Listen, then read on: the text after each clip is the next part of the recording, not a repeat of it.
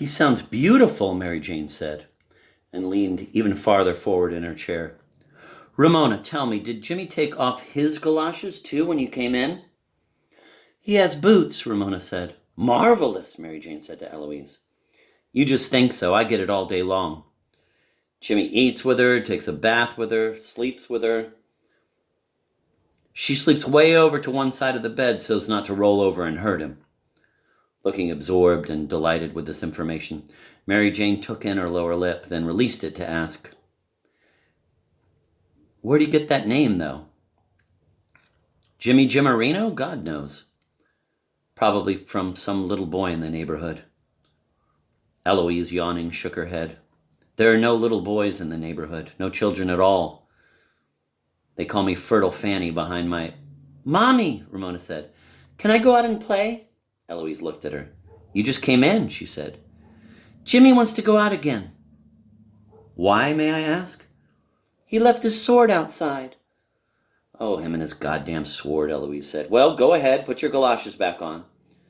Can I have this? Ramona said, taking a burned match out of the ashtray. May I have this? Yes. Stay out of the street, please. Goodbye, Ramona, Mary Jane said musically. Bye, said Ramona. Come on, Jimmy. Eloise lunged suddenly to her feet. Give me your glass, she said. No, really, Elle, I'm supposed to be in Larchmont. I mean, Mr. Weinberg's so sweet, I hate to call up and say you were killed. Let go of that damn glass. No, honestly, Elle, I mean, it's getting so terribly icy. I have hardly any antifreeze in the car. I mean, if I don't... Let it freeze. Go phone. Say you're dead, said Eloise. Give me that. Well, where's the phone? It went, said Eloise, carrying the empty glasses and walking toward the dining room. This-a-way. She stopped short on the floorboard between the living room and the dining room and executed a grind and a bump. Mary Jane giggled. I mean, you didn't really know Walt, said Eloise at 5:15, lying on her back on the floor. The drink bounced upright on her small-breasted chest. He was the only boy I ever knew that could make me laugh. I mean, really laugh. She looked over at Mary Jane. You remember that night or last year when that crazy Louise Hermanson busted in the room wearing that black brassiere she bought in Chicago? Mary Jane giggled. She was lying on her stomach on the couch, her chin on the armrest, facing Eloise. Her drink was on the floor within reach.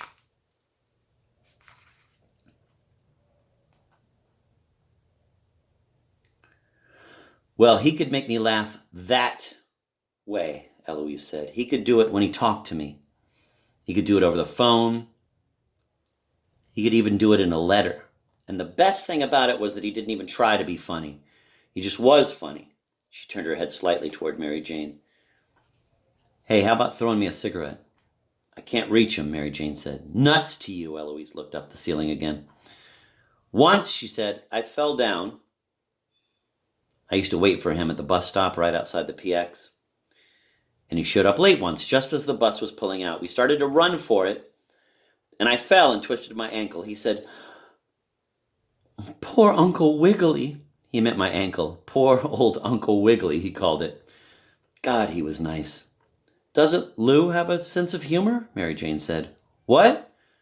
Doesn't Lou have a sense of humor? Oh, God, who knows? Yes, I guess so. He laughs at cartoons and stuff. Eloise raised her head, lifted her drink from her chest, and drank from it. Well, Mary Jane said, that isn't everything. I mean, that isn't everything. What isn't? Oh, you know, laughing and stuff. Who says it isn't? Eloise said. Listen, if you're not going to be a nun or something, you might as well laugh. Mary Jane giggled. You're terrible, she said. Ah, God, he was nice, Eloise said. He was either funny or sweet. Not that damn little boy sweet either. It was a special kind of sweet. You know what he did once? Mary Jane said. We were on the train going from Trenton to New York. It was just right after he was drafted. It was cold in the car and I had my coat sort of over us. I remember I had Joyce Morrow's cardigan on underneath. You remember that darling blue cardigan she had? Mary Jane nodded, but Eloise didn't look over to get the nod. Well, he sort of had his hand on my stomach. Anyway, all of a sudden he said my stomach was so beautiful he wished some officer would come up and order him to stick his other hand through the window. He said he wanted to do what was fair. Then he took his hand away and told the conductor to throw his shoulders back. He told him if there was one thing he couldn't stand, it was a man who didn't look proud of his uniform. The conductor just told him to go back to sleep. Eloise reflected a moment, then said, "It wasn't always what he said, but how he said it,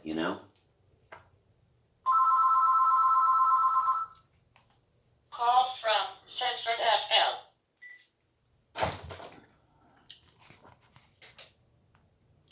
Have you ever told Lou about him? I mean, at all?" "Oh," Eloise said, "I started to once, but the first thing he asked me was what his rank was." "What was his rank?" "Ha!" said Eloise. "No, I just meant," Eloise laughed suddenly from her diaphragm. "You know what he said once?" He said he felt he was advancing in the army, but in a different direction from everybody else. He said that when he'd get his first promotion, instead of getting stripes, he'd have his sleeves taken away from him. He said when he'd get to be a general, he'd be stark naked. All he'd be wearing would be a little infantry button in his navel. Eloise looked over at Mary Jane, who wasn't laughing.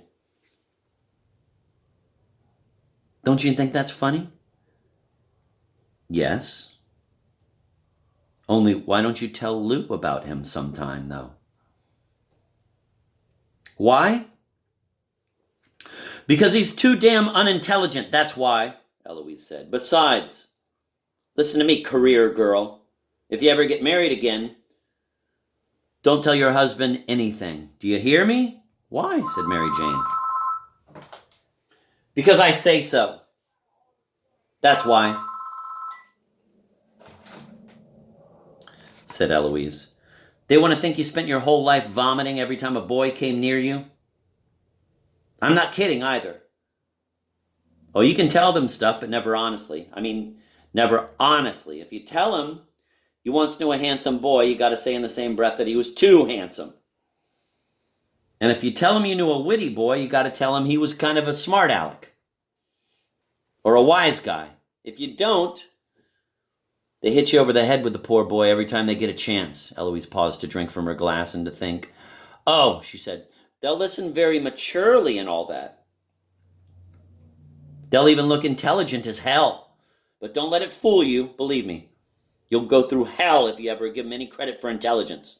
Take my word."